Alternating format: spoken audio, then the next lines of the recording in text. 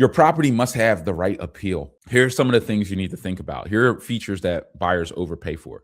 The layout, the first floor, especially on a row home or something in the inner city. I open that door on a row home. I want to be able to see the kitchen from the front door. Even if the kitchen's all the way in the back of the property, I want that open first floor. I want my little kids to be able to run from the front to the back of the house. If you're like me, my kids at times have had, I don't let them do it anymore, but when they were really young, they had scooters. They're freaking scooting in the house. They need some free run, free roam space. If you're cooking in the kitchen, you got to be able to see your 2-year-old. You don't know what they're getting into. You need that open layout first floor plan. This is knowledge that will come to you as you do more deals. If you haven't done a deal before, you need to talk to professionals.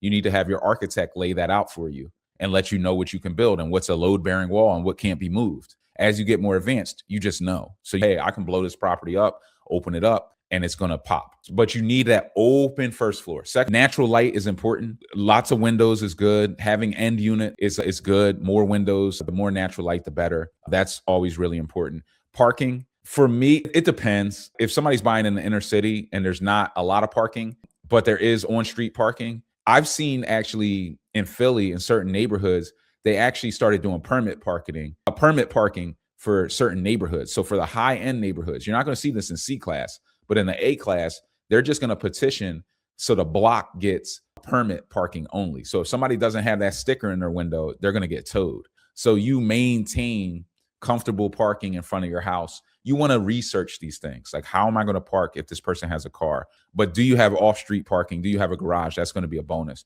Yard and outdoor space. Having a nice backyard is important. You don't need to go crazy with that. Certainly, if you have a house on half an acre, it's going to have more value than a house that's not. But value is relative. You're just trying to buy things that you can rehab and have a profit spread.